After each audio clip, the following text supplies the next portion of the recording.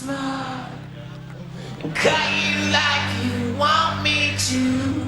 Cut that little child inside of me and such a part of you. 60,000 people, all singing someone else's pain. Most of them had no idea where this song actually came from. I didn't have the guts to kill my parents, so I thought I'd get back at them through song. The real story behind this song is one Billy Corgan has rarely told. I'm the guy who wrote that song. I'm the guy who arranged those strings. I did that song when I was about 25 years old. Not once after that song did anybody in my life, anybody, pull me in a room and say, "Can you give me more of that?" And when he did, almost nobody was listening. It reconfirms everything that your parents told you, which is, if you're not this, you're worthless. You have no value. If you're not willing to sacrifice in these ways, you are worthless. If you're not willing to do what we say, you are worthless. Worthless. Yeah. Not you have some value, you are worthless. And once you know, you can't unhear it.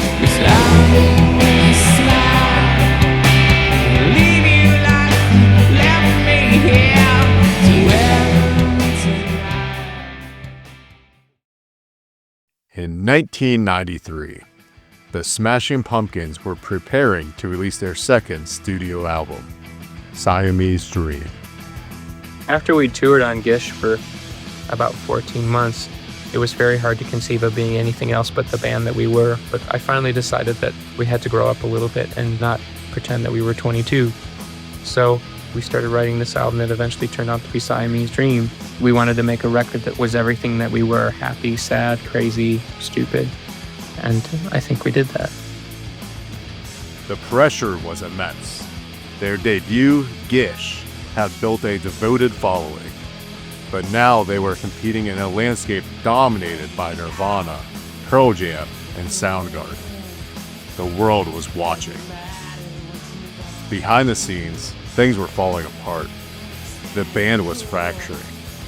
Billy was battling deep depression, carrying the weight of the album almost entirely on his own. But somewhere in that darkness, something shifted.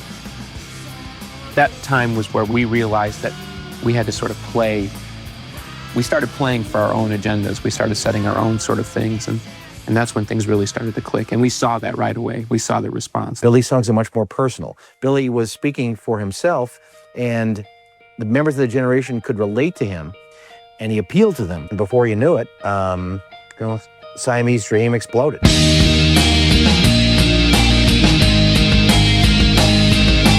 And so with Siamese Dream, he made a decision. He would write from somewhere real, somewhere personal. One song came from the darkest, most wounded place he had ever written from. That song was Disarm. For me, the greatest songs are the ones that depress the shit out of me. That's why I'm a huge fan of yours. So if you play this now and I'm weeping, just keep going. Don't stop.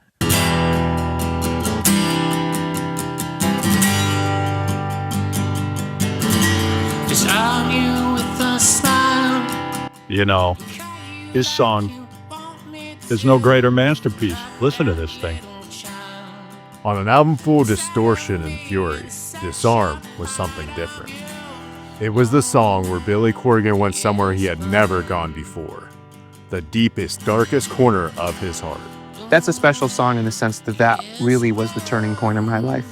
That was the literal turning point where I decided that I was going to fight to be who I am. Such a beautiful song. And I mean, I asked if you would play it today, the song, because you even say Disarm is probably the first song you ever wrote really about yourself, and it was probably the most revealing song about yourself. Yeah, absolutely. It was, for me, it was the watershed moment of my life where I was like, okay, if I'm going to be this person, I have to own my version of it. The response was unlike anything the band had experienced. Letters poured in from fans saying the song had saved their lives. Billy Corgan had written something that didn't just resonate, it healed people. And what was weird is, in a million years, I could have never imagined that people would have connected with it from the other side. You know what I mean? Yeah. It was one thing to have the courage to do it, but it was another to then have people go, no, I understand. That blew my mind. And even for you to say you understand, it blows my mind because, I'm not trying to communicate that way. You know what I mean? I'm literally just writing to myself about something that I went through. But not everyone felt that way. Because the moment this song reached the world, they tried to silence it. Dozens of bunches of flowers have been laid in response to a crime whose shadow is hanging heavily over the city, the appalling murder of a defenseless toddler. James suffered truly horrific injuries, said the police, before his body was dumped on a railway and hit by a train. In the UK, the BBC moved quickly to ban Disarm from radio play entirely. The music video was only allowed to be shown after 9 p.m. The timing was no coincidence. The brutal murder of 2-year-old James Bolger by 2 10-year-old boys had just shocked the entire nation. And to some, the dark imagery of Disarm felt like it was speaking directly to that wound. So the reason the BBC banned the song was this song contained the lyric, "Cut that little child." And right as the song was coming out and released as a single, there had been this horrible murder of a little boy on some train tracks by an older man, and he had stabbed the boy to death. And it was, as far as I remember, it was a completely random killing, and they had footage of it, so it was like, as the media did, it became a huge story, and of course it should have been a big story. All stories like that should be huge stories. And the controversy didn't stop there. Back in the US, music publications and fans were pointing to another interpretation entirely, that Disarm was about abortion. The song opens up with the lyrics, "Disarm you with a smile, and cut you like you want me to. Cut that little child inside of me and such a part of you." My tour manager, Doug, which some of you would know from social media, asked me, well, knowing all that, would you still have changed the lyric? Because my manager at the time, who was English and so was very in the culture, kept saying to me, you have to change the lyric. If you don't change the lyric, the song will be a failure and your album would fail and you must re-record the lyric. I felt this tremendous pressure. And Doug asked me, would you change the lyric? And I said, fuck no. I wouldn't have compromised. If I knew what I know now, I still wouldn't have compromised because this song doesn't have anything to do with that. And we live in a world where things are put together that don't have anything to do with anything. Okay? But that said, my heart still goes out to those parents. And so my song is my song, and it's my song, and no one can take that away from me. And the fact that the BBC didn't play it, I don't give a fuck. To some, it seemed like an unmistakable reference. Corgan denied it. All of it. Because these lyrics were not about a news story. They were not about abortion. They were about something Billy Corgan had never spoken about publicly. Until now. The reason I wrote Disarm was because I didn't have the guts to kill my parents, so I thought I'd get back at them through song. Rather than write an angry, violent song, I thought I'd write something beautiful and make them realize what tender feelings I have in my heart and make them feel really bad for treating me like shit. Do you think it worked? Yeah, it's my mother's favorite song in the album. You could say I had a difficult upbringing. Physical abuse, child abuse, psychological abuse was seen as a necessary part of parenting. My father was a musician, so I grew up in sort of an alternative lifestyle with a lot of alternative ideas, drugs, and things like that. My core family didn't fit into the culture we lived in. And then abuse made me feel even more alienated from what was going on. Plus, a lot of kids around me were being abused as well. So you didn't think, well, I'm different. I think like a lot of people who came from a lot of abuse, you create this immense internal landscape or something, you know. And I look back very humbly on some teachers and stuff that pulled me aside and said, man, what's going on? I guess I didn't really think that there was a context by which to talk to him in. Like if I told him, oh, you know, I'm getting this shit kicked out of me every day, you know, that they would have done anything. You know what I mean? It isn't like today where people go to jail for abusing their kids and there's public service messages. I mean, when I grew up, there was no information. There was nothing. It was like there was nowhere to go. So even if somebody pulled you aside, you think, well, I'm just going to get in more trouble. I thought the thoughts in my head were mine alone. I thought the feelings I was having were mine alone. And I was raised to believe that those kinds of thoughts were weak.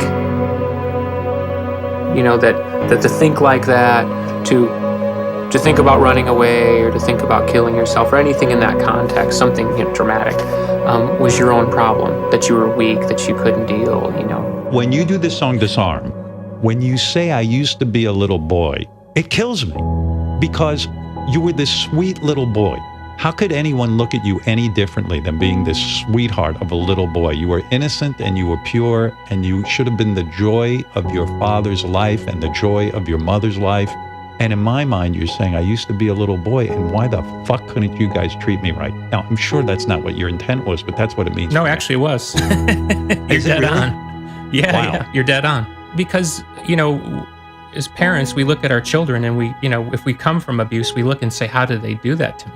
I mean, at some point you have to reconcile that. And I still to this point don't understand it. The weight of that childhood never left him. And by the time Siamese Dream was being written, it had pushed him to the edge. So for about 8 months, I was in this kind of weird funk. It got worse and worse and worse and worse. And I got more and more sort of obsessed with the idea of death. If you know anything about people who are suicidal, it becomes almost like an OCD obsession. You start thinking about your funeral and what people will say. You start writing your obituary. And of course, you give away all your clothes and your Black Sabbath records. And I reached all those stages. And I got so tired of the inner dialogue that I made this decision on Tuesday, right Friday, I'm gonna kill myself. And it got to be Friday and I was like, oh, I just don't have it in me to kill myself, which is a good thing. And that Friday I woke up and I just didn't have the courage to do it. And courage is obviously the wrong use of that word. And I thought, I'll use the language that I used in my head, you motherfucking pussy. You don't have the guts. You just don't have the guts. You're confirming everything they've ever said about you, but you just don't have it in you. And so I sat on my bed and looked at my guitar, and I was like, right, if I'm not going to kill myself, and this is where some interesting logic kicks in, I said, then from this moment on, I will be who I really am. I will stop pretending. I will stop trying to hide. There was going to be no compromise, because this song was my testament to what I survived as a child. And little could I imagine some 27 years later that people would routinely write me and talk about this song and other songs that kept them from doing the same stupid thing that I almost did.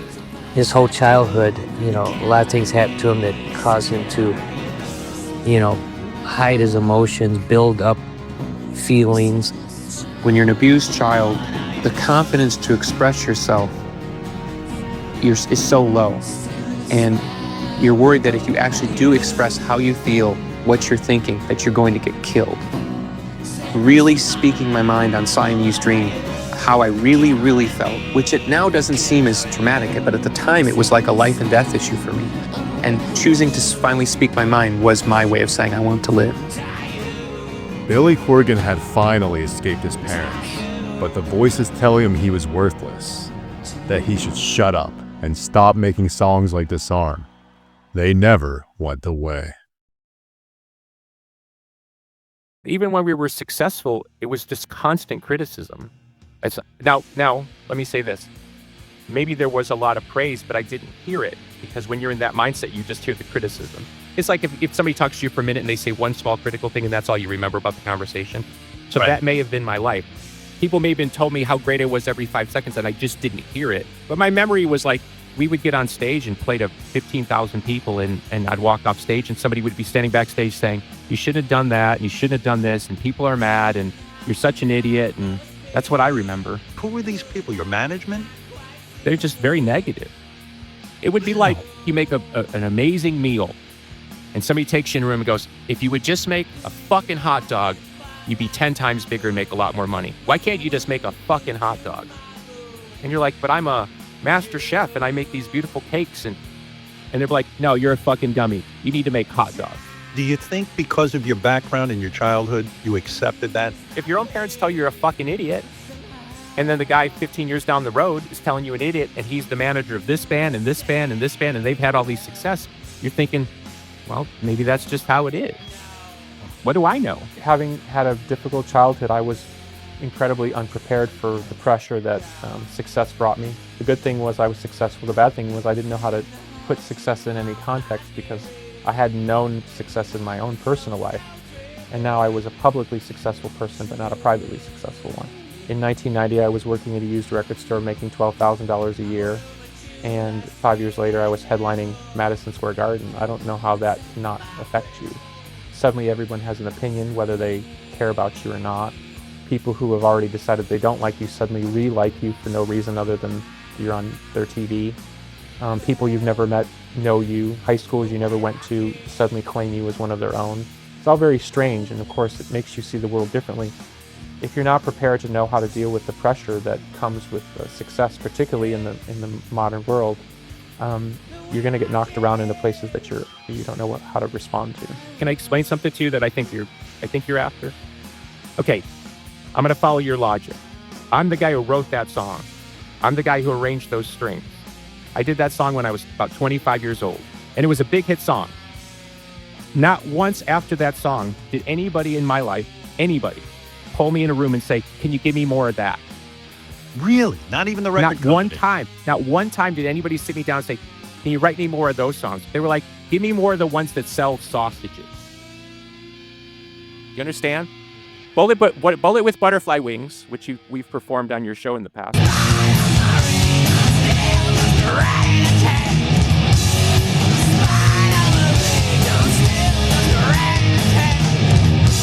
Bullet with Butterfly Wings was my saying, you want me to be this rat in the cage? Here I am. Here's the dumb beat. Here's the big rock chorus. And it was a big hit. And they were like, great, give me more of that. And to this day, by the way, and that's what, 28 years ago? To this day, the fans, God bless them, and the critics are still asking for more of the rat in the cage guy. They ain't asking for this guy. You understand? It reconfirms everything that your parents told you, which is, if you're not this, you're worthless. You have no value. If you're not willing to sacrifice in these ways, you are worthless. If you're not willing to do what we say, you are worthless. Worthless. Yeah. Not you have some value, you are worthless. And then I would go to school, and the teacher would pull me aside and say, you're such a brilliant person, you're so kind. What is going on in your home life? And I was told under penalty of death, if I told my teachers, anybody, the physical violence going on in my home, I would end up in a juvenile foster home.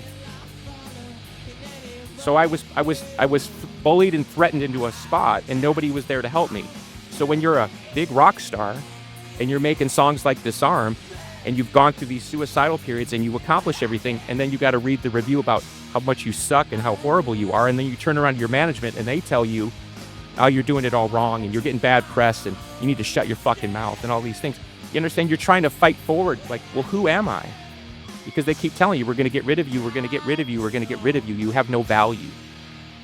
You're only here for a cup of coffee, to use the wrestling term. So you go into a different mode, which is survival. But here's the crazy thing.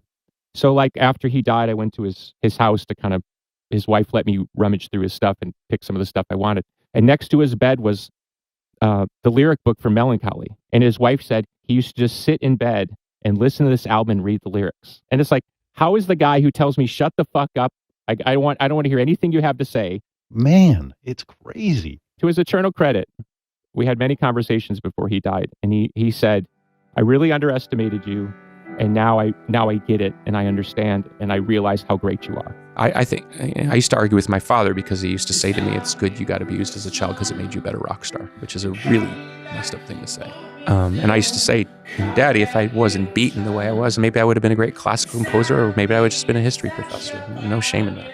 But with my children, God willing, I just want them to be happy. So I want them to speak about me in a way that said, our father lived a particular way, and we understand why he did that, and we understand that he was always trying to make it better, and he took what he made better and he gave that to us so that we don't have to go through what he went through. That would make me happy. Billy Corgan survived his parents. He survived the music industry. And instead of giving into the darkness, he gave us this. The killing me is killing you alone. Let's end this now, over to you. Suicide rates are going through the roof. I don't know if you've seen the statistics, but it's horrific. And so please, look for signs. Please, if you hear someone talking about killing themselves, please take it seriously, because we don't know how many Mozarts and Kurt Cobains and future presidents and future Obamas that we've lost. No, I'm still here. You can yell at me to my face. You don't need to think of some avatar that's over there. In late 1992, Billy Corgan had a plan, a date, and he almost followed through with it. Instead, he picked up a pen, and the song that came from that moment has spent 30 years saving the very lives that Billy almost didn't get to live himself.